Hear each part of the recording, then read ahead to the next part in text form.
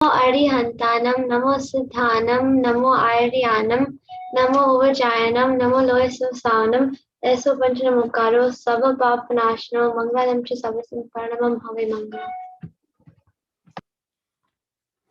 ठीक है, तो I think we can start. तो दिस विल मतलब if you have any questions you can stop me in the middle. This very informal setup. तो कभी भी कोई भी क्वेश्चन हो just stop me in the middle. तो today we will start with the Navkar mantra and then Panchendriya sutra. And I will go not into बहुत detail में मैं नहीं जाऊंगा. तो जब भी तुमको क्वेश्चन हो यू कैन आस्क मी और try to write it down the meaning in Hindi. तो मैं हिंदी में बोलूँगा तो you can write it down in Hindi. तो फिर आगे जाके you can probably refer and you can revise the meaning. तो पहला है नौकार मंत्र. तो नौकार मंत्र का मीनिंग ऐसे तो काफ़ी सिंपल मीनिंग है, पर I think lots of people हम लोग नौकार मंत्र का मीनिंग को समझने में काफ़ी मिस्टेक करते हैं. तो let me give you the literal meaning पहले कि नौकार मंत्र का मीनिंग क्या है, और उसके बाद we can go into some details. तो Navkar mantra you all know is शाश्वत मंत्र, राइट. शाश्वत मतलब इटर्नल मंत्र, और वो अनादि, उसको अपने शास्त्र में अनादि मंत्र कहा जाता है. तो प्रवाह मतलब फ्लो की अपेक्षा से वो अनादि है, मतलब इटर्नल है. पर तीर्थ तीर्थ की अपेक्षा से वो गणधरकृत है. मतलब हर एक तीर्थ में गणधर भगवंत उसकी रचना करते हैं. सो वेन एवर पहले फॉर एग्जाम्पल भगवान ऋषभदेव के समय में पुंडरीक गणधर ने नौकार मंत्र को अपने भाषा में लिखा. फिर उसके बाद अजितनाथ भगवान के समय में वापस जो भी गणधर हुए उन्होंने अपनी भाषा में लिखा. उसी प्रकार भगवान महावीर के समय में गौतम स्वामी ने ये मंत्र अपनी भाषा में लिखा. तो ये मंत्र प्राकृत भाषा में लिखा गया है. So it's basically written in Prakrit language. और Navkar mantra is also known as नमस्कार महामंत्र, राइट. तो नमस्कार जो शब्द है वो संस्कृत शब्द है, नमस्कार शब्द. पर अगर इफ यू रिप्लेस द म विथ व तो उसको नौकार भी कहा जाता है, और नौकार वो प्राकृत शब्द है. So whenever in our sutras, right, if you replace म विथ व वो प्राकृत हो जाता है. तो Namaskar Mahamantra it's a Sanskrit word and Navkar Mahamantra is a Prakrit word. तो नौकार महामंत्र में 9 पद है. We all know we have got 9 पद्स.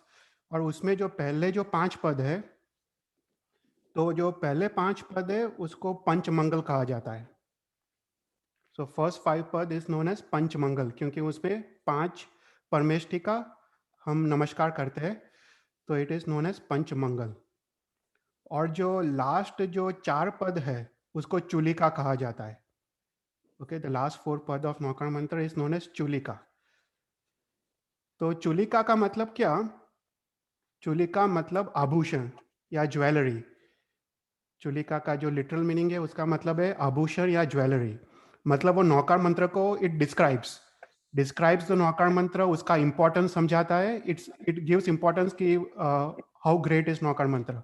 तो लास्ट 4 पद basically describes the importance of Navkar mantra, इसलिए उसको चुलिका कहा जाता है. तो जो पहला पद है नमो हरिहंतारम, राइट. तो उसका मीनिंग है 12 जो 12 गुण युक्त हरिहंत भगवान को नमस्कार. उसका सिंपल मीनिंग है 12 गुण से युक्त जो हरिहंत परमात्मा है उसको नमस्कार. तो हरिहंत भगवान के 12 गुण है. हम अभी गुणों में जाएंगे नहीं, पर in future will probably discuss that. फिर नमो सिद्धारम का मतलब 8 गुण युक्त सिद्ध परमेश्वरी को नमस्कार, राइट. फिर नमो आयनियारम का मतलब 36 गुण युक्त आचार्य भगवान को नमस्कार. सो हरिहंत भगवान के 12 गुण हैं, सिद्ध भगवान के 8 गुण हैं, आचार्य भगवान के 36 गुण है. फिर नमो उवज्जायाराम मतलब 25 गुण युक्त उपाध्याय भगवान को नमस्कार. ओके, सो उपाध्याय भगवान के 25 गुण है. आई थिंक तुमको शायद पाठशाला में सिखाया होगा, राइट? द गुण्स, जो भी गुण है, डू यू, तुमको तुमको सिखाया है कोर्स अपने करिकुलम में? कि अच्छा नहीं सिखाया है, ओके ओके, प्रॉब्ली समर might know, right? The all the gunas. All the rules. Yeah, I know most of them. Okay okay. Okay, okay. फिर उसके बाद है नमो लोए सव्व साहुरम। तो उसका मतलब है जो भी अड़ी द्वीप में जो भी साधु भगवंत है, जो लोए शब्द है मतलब लोक, मतलब उसमें समस्त लोक आ जाता है जो। तो साधु भगवंत दे ओनली एग्जिस्ट इन अड़ी द्वीप। अड़ी द्वीप के बाहर देयर आर नो साधु भगवंत। सो अड़ी द्वीप में जो भी साधु भगवंत हैं उनको नमस्कार। तो वो सर्व सर्व साधु भगवंत को नमस्कार। तो अभी फॉर एग्जाम्पल अभी इस समय में देर आर 2000 करोड़ साधु भगवंस। अभी इस टाइम पीरियड में there are 2000 crore sadhu bhagwans in the Adhi Dweep. और मैक्सिमम जो साधु भगवंस हो सकते हैं वो है 9000 करोड़ साधु भगवंस। तो जैसे अजितनाथ भगवान के समय में देर वर 9000 करोड़ साधु भगवंस, पर अभी पूरे अड़ी द्वीप में we have got 2000 crore sadhu भगवंस जो पंच महाव्रतधारी है। ओके, तो ये उसका लिटरल मीनिंग हुआ कि पांच, ये पहले 5 पदों का। ओके, फिर उसके बाद है ऐसो पंच नमुक्कारो सव पाव पनासनो।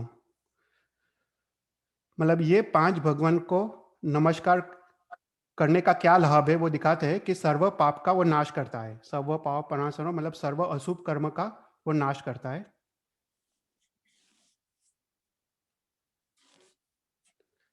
फिर उसके बाद है मंगलारंच सव्यसिम परमम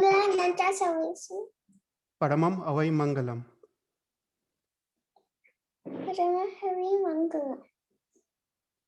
राइट, तो मंगलारंच सव्यसिम मतलब सर्व लौकिक और लोकोत्तर जो भी मंगल है, अपने वहाँ लौकिक मंगल है और लोकोत्तर मंगल है। मतलब लौकिक मंगल मतलब ये भव के मंगल, और लोकोत्तर मंगल मतलब आने वाले भव के मंगल। तो जो भी मंगल है लौकिक और लोकोत्तर, वो सभी मंगलों में से सबसे उत्तम मंगल, सबसे सर्वश्रेष्ठ मंगल, सबसे प्रथम मंगल वो नौकार मंत्र है। तो परमम हवई मंगलम मतलब प्रथम मंगल या सर्वश्रेष्ठ मंगल। तो जो भी मंगल है, तो मंगल का अर्थ क्या? Does can anyone tell me what is the meaning of Mangal?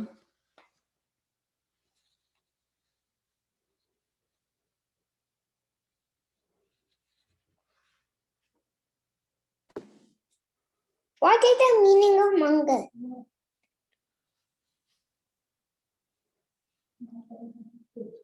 मंगल का अर्थ किसी को पता है? Auspicious. Okay, Okay. या मंगल का, या मतलब I think one of the meanings might be auspicious, पर उसका उसका शास्त्र का अर्थ है कि मंगल मतलब जो भी उपद्रव और जो भी अशुभ या विघ्न को नाश करे उसको मंगल कहते हैं। तो जो ये भव में जो भी विघ्न या उपद्रव को नाश करे और दूसरे भव में दुर्गति को नाश करे और सदगति दे, तो उसका अर्थ मंगल है। मतलब इट्स ऑस्पिशियस, ऐसे लिटरल मीनिंग इज ऑस्पिशियस, पर शास्त्र के हिसाब से ये भव में विघ्न और उपद्रव को नाश करे और नेक्स्ट भव में दुर्गति को नाश करे और आत्म कल्याण करे, उसको मंगल कहते हैं। तो जो भी मंगल है, अपने जैसे पता है अष्टमंगल होते हैं। I think you might know the Ashtamangal, what are the symbols of the Ashtamangal. तो सभी मंगलों में से जो सर्वश्रेष्ठ मंगल है वो नौकार मंत्र है। Okay, so this is the simple meaning of Navkar mantra. तो नौकार मंत्र में there are 9 pad, okay, and there are 8 sampadas. Does anyone know what is sampadas? 8 संपदा क्या है?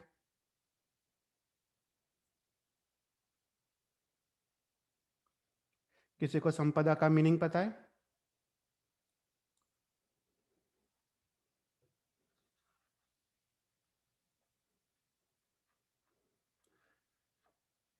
सो संपदा मतलब ब्रेक या स्टॉप्स. ओके, सो जैसे नौकार मंत्र में 9 पद है और देर आर 8 संपदास. सो उसका मतलब देर आर 8 स्टॉप्स. सो जैसे तुम नमो हरियंताराम बोलो, उसके बाद यू आर टू स्टॉप. फिर उसके बाद नमो सिद्धानम, that is a second stop. नमो आयरियम, that is a third stop. ऐसे करते हुए मंगलांच सवेसिम एंड परमम अवै मंगलम, there is no stop in between those two sentences. वो दो सेंटेंसेस साथ में बोलते हैं. तो टोटल देर आर 8 स्टॉप्स. तो whenever you count Navkar mantra, you have to always count with sampadas. ये sampadas are very very powerful. वो संपदास, 8 संपदास बेसिकली इंडिकेट 8 सिद्धिस.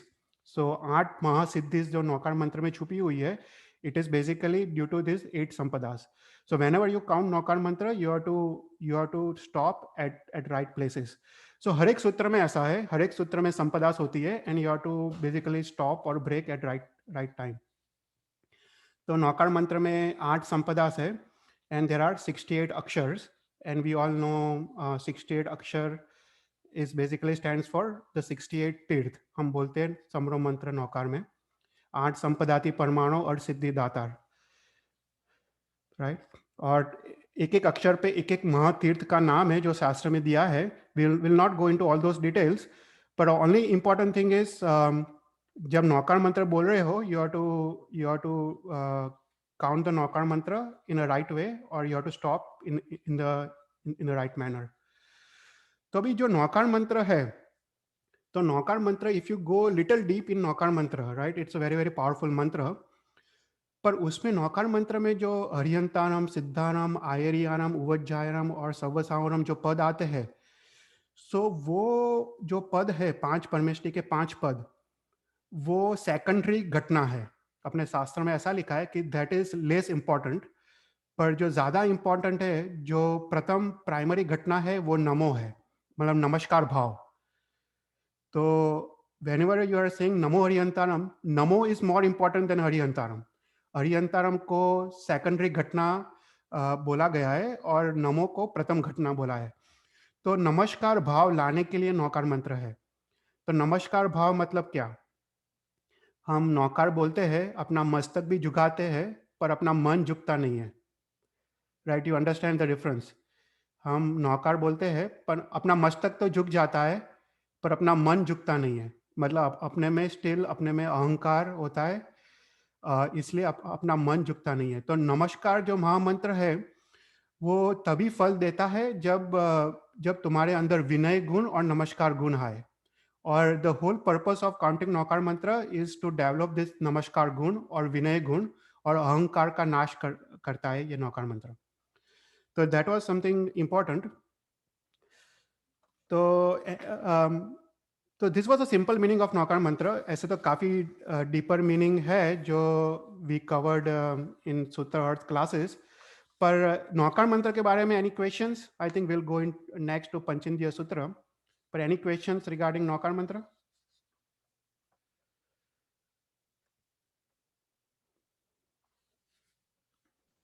चेतन भाई, हाँ.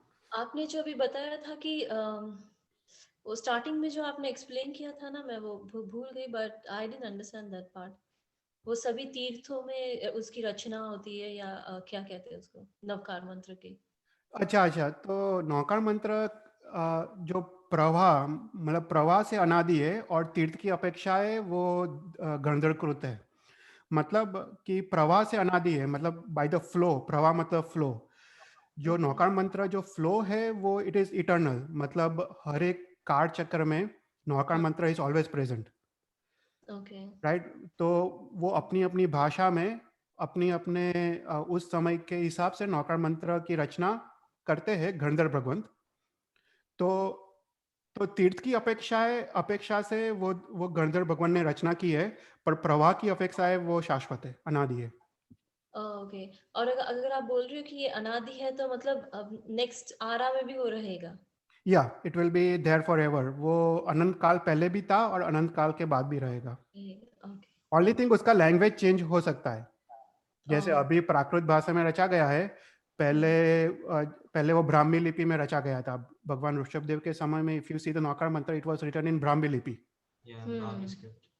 तो एवरी काल चक्र में जो भी भाषा प्रचलित है वो गणधर भगवान उसको कन्वर्ट करते हैं कि सबको इजी हो जाए बोलने के लिए। ओके।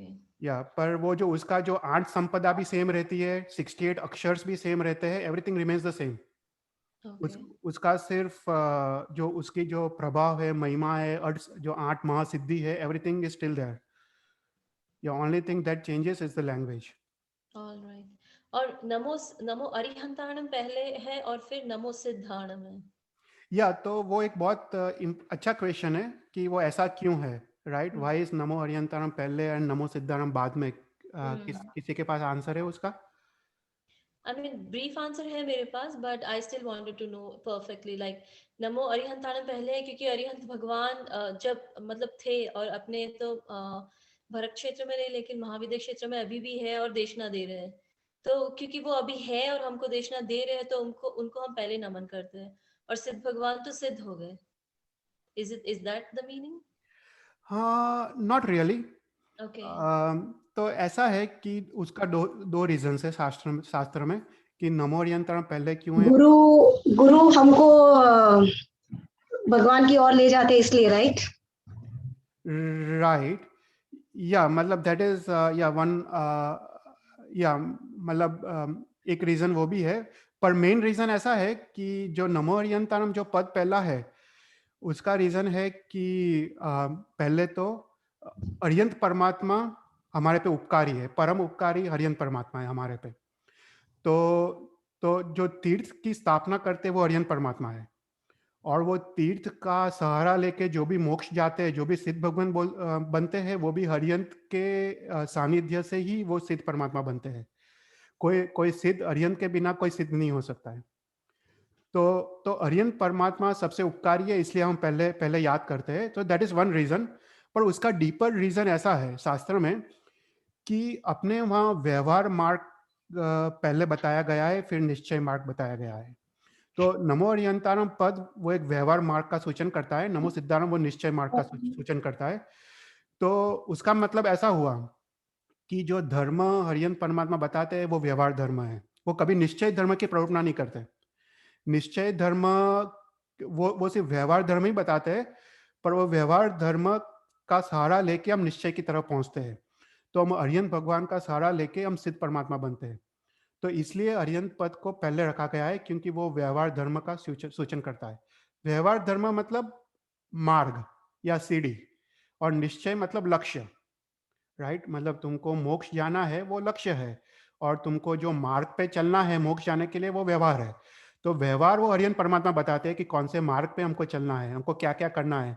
हमको 6 बाह्य तप करना है, 6 अभ्यंतर तप करना है, श्रावक के 12 व्रत लेने हैं, 14 नियम लेने हैं, जो भी देशवीरती धर्म का पालन करना है, सर्ववीरती धर्म का पालन करता है, प्रमाद को छोड़ना है, मिथ्यात्व को छोड़ना है। जो भी हमको जो मार्ग दिखाते हैं वो सभी व्यवहार मार्ग है। दिस ऑल इज व्यवहार मार्ग। और निश्चय क्या है कि अपने आत्मा गुण में स्थिर होना, अपने स्वरूप दशा में स्थिर होना, वो निश्चय है। तो हम व्यवहार धर्म का पालन करके ही हम निश्चय को हम पा सकते हैं, इसलिए पहले नमो अरिहंताणम है। तो ये डीपर मीनिंग है कि नमो अरिहंताणम पहले क्यों लिखा गया है और बाद में सिद्धाणम क्यों है, क्योंकि निश्चय धर्म बाद में आता है, पहले व्यवहार धर्म आता है। राइट? Any questions? ये बहुत इंपॉर्टेंट टॉपिक है व्यवहार और निश्चय का, राइट? जैसे तुमको अगर पालीताना जाना है, राइट, और पालीताना में तुमको स्टेप्स चढ़ना पड़ेगा तभी तुम ऊपर पहुंच पाओगे, राइट? तो जो तुम स्टेप्स चढ़ते हो वो व्यवहार है, वो मार्ग है, और ऊपर तुम पहुंचते हो दादा के दरबार में, वो निश्चय है, वो लक्ष्य है। तुमने लक्ष्य, अगर तुम्हारे पास लक्ष्य नहीं हो तो तुम पहुंच भी नहीं सकते। तो दोनों होने चाहिए। हमको व्यवहार मार्ग हमको जीवन में अपनाना चाहिए, पर लक्ष्य के साथ। अगर तुमको ट्रेन पकड़ना है, राइट, और तुमको जैसे अहमदाबाद से बॉम्बे जाना है, और तुमको अगर लक्ष्य नहीं है बॉम्बे जाना है, तो तुम कोई भी ट्रेन पकड़ोगे और तुम कहीं भी पहुंचोगे, उसका कोई मतलब नहीं है। पर तुमको लक्ष्य है कि बॉम्बे जाना है, तो you will catch the right train, तभी तुम राइट ट्रेन पकड़ पाओगे। तो अपना धर्म व्यवहार धर्म है, पर हमका लक्ष्य होना चाहिए कि हमको जीवन में क्या हासिल करना है। तो इसलिए नमो सिद्धारम को बाद में लिखा गया है आफ्टर नमो हरियंतारम। ओके, ये काफी डीपर मीनिंग है और या I think that also solves one of the problems of Shwetambar Digambar.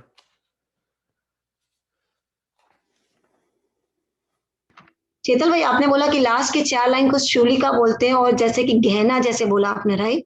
हाँ, तो उसको उसकी महिमा क्यों दी, हो गहना जैसा का महिमा क्यों दिया? तो अगर कोई भी सूत्र हो, राइट, और अगर सूत्र का क्या फल है अगर वो नहीं लिखा गया हो तो उस सूत्र की महिमा क्या है हमको पता नहीं चलेगा। मतलब कोई भी सूत्र ले लो, राइट, फॉर एग्जांपल तुम लोकगत सूत्र ले लो, तो लोकगत सूत्र में लास्ट गाथा में उसकी महिमा लिखी गई है कि लोकगत सूत्र हम क्यों बोलते हैं, राइट। हम जो बोलते हैं कि हमको समाधि की प्राप्ति हो, बोधि की प्राप्ति हो, हमको आरोग्य की प्राप्ति हो, वो उसकी महिमा है। तुम ओवरसग्रम सूत्र ले लो, जो लास्ट गाथा है उसमें हम क्या मांगते हैं? हम वही मांगते हैं कि हमको बोधि की प्राप्ति हो, हमको सम्यक दर्शन की प्राप्ति हो, हमको दुर्गति से मुक्ति हो, तो वो सब हम मांगते हैं। तो हर एक सूत्र के बाद उसकी महिमा लिखी गई होती है तो लोगों को पता चले। तो जनरली हर एक सूत्र का जो लास्ट वाला गाथा होता है, कुछ ना कुछ वो उसी सूत्र को एक्सप्लेन करता है, उसकी महिमा को, उसकी जनरली ऐसा होता है। और नॉट जस्ट सूत्र, कोई भी शास्त्र, कोई भी शास्त्र ले लो। जैसे हम अगर योग शास्त्र पढ़ रहे हैं तो जनरली क्या होता है, 4 चीज होती है। कोई भी सूत्र या शास्त्र में 4 चीज होती है। पहला उसका मंगल होता है, तो हम भगवान के नाम से वो सूत्र की स्टार्ट करते हैं, तो वो मंगल, तो नौकार मंत्र में तो हरियंतरम बोल के ही मंगल हो गया। तो पहले सूत्र, पहले में मंगल होता है, फिर दूसरा में प्रणिधान होता है। प्रणिधान मतलब संकल्प कि ये सूत्र तुमको क्यों गिनना है, तो उसका संकल्प होता है। फिर उसके बाद उसका जो थर्ड चीज होती है वो उसका डिटेल एक्सप्लेनेशन होता है, और उसके बाद लास्ट में जो होता है वो उसकी महिमा बताता है। तो कोई भी शास्त्र, योग शास्त्र ले लो, योग विंशिका ले लो, कोई भी शास्त्र इसी प्रकार से डेवलप किए जाते हैं। पहले मंगल होता है, फिर प्रणिधान होता है, फिर भावार्थ होता है, और उसके बाद लास्ट उसकी महिमा होती है। सॉरी, प्रणिधान का मतलब क्या हुआ सर? आपने क्या बोला था चेतन भाई? प्रणिधान मतलब संकल्प। संकल्प मतलब, संकल्प जनरली तो ये हुआ ना कि हम किसी चीज का संकल्प लेते हैं, वो वाला? या संकल्प मतलब कि जैसे हम लोकगत सूत्र करते हैं, तो लोकगत सूत्र में संकल्प क्या है, तो हम संकल्प करते हैं, पहली गाथा में ही आ जाता है लोकगत उद्योगरे धम्म तित्त यरे जिन्हें हरियंत कित्तईसम। हरियंत कित्तईसम वो संकल्प है कि मैं हरियंत भगवान का कीर्तन करूंगा, वो एक संकल्प हुआ। संकल्प कि मैं क्या करूंगा, वो संकल्प है कि इस सूत्र से मेरे को क्या हासिल करना है, वो एक संकल्प तुम करते हो सूत्र के अंदर। ओके। तो यहाँ पे संकल्प क्या हुआ, नौकार में सब पाव पराशर, वो एक संकल्प हुआ कि मैं सब पापों का नाश करना। तो वो तुम्हारा संकल्प है। या तो हर एक सूत्र में जनरली वो छुपा हुआ होता है, तुमको ढूंढना पड़ता है कि मंगल क्या है, प्रणिधान क्या है, और फिर उसके बाद उसका डिटेल्स होता है, और फिर उसका महिमा क्या है। तो ये चारों चीज हर एक शास्त्र और सूत्र में होती है। ओके ओके, चेतल भाई, आप बता रहे हो कि हर सूत्र में एक संकल्प होता है, राइट? या संकल्प यानी एक टाइप का oath which you take, right? Right. तो हर सूत्र जब करते हैं तो उसका ओथ लेना जरूरी होता है, संकल्प लेना, या बिना संकल्प के भी वो किया जा सकता? नहीं, मतलब संकल्प मतलब वो तो भाव से संकल्प है ना। अच्छा। या मतलब तुम ऐसे मुट्ठी करके संकल्प ऐसा ले नहीं रहे हो, पर संकल्प मतलब तुमको सोचना है कि ये सूत्र तुम क्यों गिन रहे हो, राइट? तो उसका तुमको रिजल्ट क्या चाहिए, राइट? क्या तुमको उसका रिजल्ट क्या चाहिए वो तुमको सोचना है, राइट? कोई भी सूत्र में। ओके। या तो वो एक संकल्प हो गया। तो हम लोकगस गिनते हैं, हम बेसिकली संकल्प करते हैं कि ये सूत्र से मैं हरियन भगवान का कीर्तन, वंदन और पूजन करूंगा, वो एक संकल्प हो गया। ओके। या मतलब हर एक सूत्र में तुम अगेन मतलब भाव से गिनो, तभी उसका फल मिलता है।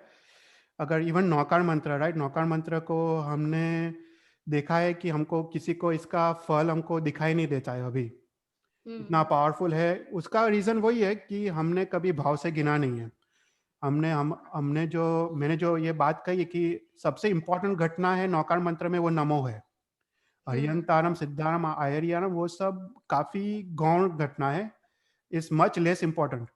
पर नमो इसलिए 5 बार लिखा गया है ना नौकार मंत्र में, कि वो दिखाता है कि तुम नमस्कार भाव डेवलप करो, एक विनय भाव डेवलप करो, तुम्हारे अंदर से अहंकार निकालो और एक समर्पण भाव डेवलप करो, एक भक्ति भाव डेवलप करो, तब ये सूत्र आपो-आप वो फल देगा।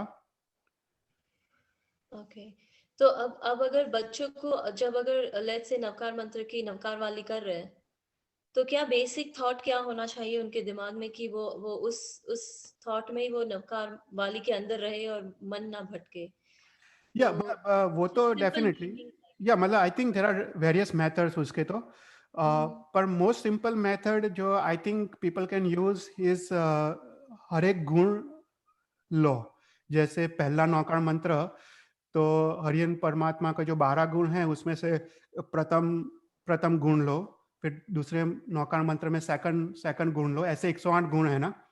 तो एक एक गुण का तुम चित्र अपने माइंड से सोचो और Okay. फिर उसके बाद नौकार गणो। वो एक सिंपल मेथड है। Okay. अभी ऐसे काफी मेथड्स है। जैसे मैंने यही क्वेश्चन महाराज साहब को पूछा था, तो महाराज साहब ने मेरे को पूरा समोसरण का मेथड बताया कि समोसरण को सोच के तुमको नौकार गिनने का। तो वो भी एक मेथड है कि पूरा समोसरण सोच के कैसे 108 नौकार गिन सकते हैं। वो भी एक काफी अच्छा मेथड है। पर there is so many different ways, पर आई थिंक सिंपलेस्ट मेथड ये है कि एक एक गुण लो और एक एक गुण तुम गिनो और फिर तुम सोचो कि ये गुण मेरे अंदर आए, राइट? Okay. जैसे तुम आचार्य के 36 गुण हैं, तो एक एक गुण लो और तुम सोचो कि मेरे अंदर भी ये गुण आए, और वो भाव से नौकार गिनो। Okay. या तो ऑटोमेटिक तुम्हारा वो ध्यान वहां पे रहेगा नौकार मंत्र में। और Okay. तुमको फिर काउंट करने की भी जरूरत नहीं पड़ेगी। You don't have to count 108 because you know, हाँ. राइट? वो ऑटोमेटिक हो जाएगा 108। फिर नौकार वाली की भी जरूरत नहीं पड़ेगी। Okay. तो is it okay, I mean if Preeti और सबको भी ओके है, तो इस क्लास में क्या ये सारे गुण ले सकते हैं अभी नवकार के अर्थ के साथ ही? या डेफिनेटली हम ले सकते हैं। आई थिंक हम शायद नेक्स्ट ये क्लास में लेते हैं 108 गुण्स। या पर definitely I think we can take all the 108 gunas. Briefly, right? या मतलब बच्चों के लिए इट्स नॉट दैट इजी। हम अगर ये सोचे कि वो 108 गुण समझे, then it will be difficult. उनके लिए तो हम जितना इजी करेंगे और जितना अच्छा करेंगे तो उतना वो समझ के उसको करेंगे, मुझे ऐसा लगता है। डेफिनेटली अपन सूत्र अर्थ की बड़ों की क्लास लेते हैं, उसमें हम डिटेल में जाए तो दैट इज, बट इनके लिए तो जितना सिंपल और इजी होगा उतना शायद इनका इंटरेस्ट भी बढ़ेगा और उतना उनको वो इन्वॉल्व होंगे इस चीज में, राइट नहीं वो है। Because they are too small. या नहीं, हम ले सकते हैं बाद में कभी, पर अभी शायद मतलब सिंपलेस्ट मेथड है। ऑफ कोर्स तुम नमो हरियंतराम बोलो तो you have to think about Arihan Paramatma, और तुम या नमस्कार मतलब कर रहे हो, तो that is the most basic, right? नमो सिद्धाराम बोले तो तुम सिद्ध परमात्मा को सोच रहे हो और तुम नमस्कार कर रहे हो। एंड फिर you can also imagine colours, right? नमो हरियंतराम में व्हाइट कलर, नमो सिद्धाराम में रेड कलर, नमो आयरन में येलो कलर, वज्जायनम में ब्लू कलर है, ग्रीन कलर, और लोहे समोसावनम में ब्लैक कलर। तो you can also imagine colours, और कलर के साथ करो तो भी तुम्हारा माइंड इधर उधर भटकता नहीं है। तो you can use the colour method. You can also use the मतलब श्वासोश्वास का मेथड। जैसे नमो लो तो श्वास लेने का, हरियंतराम बोलो तो श्वास छोड़ने का। वो ऐसे तो रियल नौकर ऐसा ही गिनना चाहिए। जो आठ संपदा है तो वो श्वासोश्वास के साथ वो कनेक्टेड है, राइट? तो नमो हरियंतराम बोलो तो नमो में श्वास लेते हो, हरियंतराम में श्वास छोड़ते हो, फिर नमो में श्वास लेते हो, सिद्धाराम में श्वास छोड़ते हो।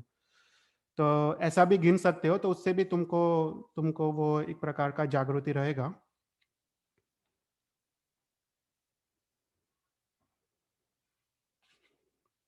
या पर आई थिंक मतलब हम आगे जाके लेंगे गुण से, क्योंकि आगे काफी सूत्र में वो गुण तो आएंगे ही जो हरियन के गुण है। Okay, sure. तो फिर अभी पंचेंद्रिय सूत्र लेना है। आई थिंक 8-12 तो ऑलरेडी हो गया। स्टार्ट करना है पंचेंद्रिय सूत्र? नहीं, I think next class start कर सकते हैं चेतन भाई। अच्छा अच्छा, ओके ओके। कुछ और क्वेश्चंस हो तो बच्चे सब पूछ सकते हैं। What is your question you want to ask? Ask. What is the meaning of Shaswat? Can you ask? Ask. Seriously? Yeah, you can ask. Yeah. Push. What is the meaning of Shaswat and Prakrut? शाश्वत, अच्छा शाश्वत मतलब eternal, मतलब eternal मतलब वो जो कभी destroy नहीं हो सकता है, and it's continuing, there is no beginning और there is no end, right? If you think about It will stay forever. It's gonna stay for like it's not gonna get destroyed ever. right, so there is no beginning or there is no end, right? Like you yourself are shashvat, right? Your atma is shashvat, there is no beginning or there is no end, right? You were always there and you will always be there, right? So you yourself is shashvat. Got it? और कहा था शाश्वत and what is Prakrut. What is Prakrut? Okay. Prakrut is a language. It's a language. So जैसे Sanskrit is a language, Prakrut is a much older language before Sanskrit. Oh. Okay, and उस समय जब भगवान महावीर थे तब प्राकृत बोला जाता था। वो everyone was communicating in Ardhamagadhi, that is प्राकृत। फिर उसके बाद संस्कृत आया। Sanskrit came I think 200-300 years after भगवान महावीर निर्वाण। उसके बाद संस्कृत प्रचलित हुआ and Sanskrit remained for another I'll say 1000 years, और उसके बाद धीरे धीरे other languages like Hindi, Gujarati वो सब आने लगे। Okay. Good. Uncle? Yeah. How was the sutra made? Who made the sutra? How is it formed? How they are formed? So Naukar, of course, this particular Naukar has been written by Gandhar Bhagwant, okay, Gautam Swami. So most of all our sutras are written by Gandhar Bhagwant, most. Some sutras are written by some of the Purva Acharyas. You know, for example, if you say Saklarth, right, it is written by Kalikal Sarvagna Hemchandracharya. If you say Sansar Dava, it is written by Haribhadra Suri. So there are some sutras that are written by some other Maharaj Sahib, but they are also very, very knowledgeable. They are all, they are knowledge of one Purva or more. But most of the sutras, they are coming from Gandhar Bhagwant. So Naukar, Panchindriya, Ichchami Khamasano, Logas, Annath, they are all Gandhar Bhagwant made sutras. All the main sutras, they are all Gandhar Bhagwant made. Ask. Who is Gandhar Bhagwan? What is Gandhar Bhagwan means, right? That's what your question? Yeah. So Gandhar Bhagwant, they are, so whenever there is Tirthankar Paramatma, right? So Tirthankar Paramatma, whenever he is, वो जब तीर्थ की स्थापना करते हैं, right? He is basically doing the स्थापना of चतुर्विद संघ, मतलब वो साधु, साध्वी, श्रावक, श्राविका की स्थापना करते हैं. He basically, you can say he basically forms a new religion. Religion is always there, but in order to continue and order to explain the religion and give a momentum to the religion, वो again उसकी स्थापना करते हैं, and वो स्थापना के लिए he appoints some of the best knowledgeable people. Okay, so they can create all the knowledge, that is the 12 angs. So he appoints the best of them, the brightest minds, and then he imparts the knowledge on them, and then they create the entire shastras. So basically, they make knowledge. Not make, but they basically write down whatever the Tirthankar Bhagwan has given to them, right? So they teach knowledge? Yeah, the knowledge is always there. Okay, so knowledge is given by Tirthankar Paramatma to Gandhar Bhagwans. And then Gandhar Bhagwans, they create the 12 angs based on the knowledge given by Tirthankar Paramatma. Okay, so in Bhagwan Mahavir's time, there were 11 Gandhars, right? You know, 11 Gandhars, right? Gautam Swami was one, right? So basically, Tirthankar Paramatma. made knowledge and So Bhaira, Tirthankar Paramatma teach the tell. knowledge to Gandharva. Yes, and And then Gandhar now Bhag- Gandhar Bhagwan is teaching us. knowledge to us. Knowledge to us, right? Right, exactly. So all the knowledge we have gotten is mostly from Gandhar Bhagwant. And some of the other knowledge, other shastras are created, but everything comes from Gandhar Bhagwant.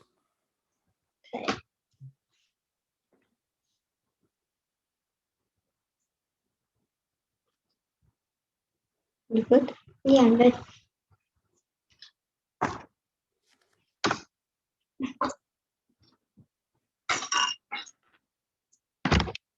Okay, कोई और question है?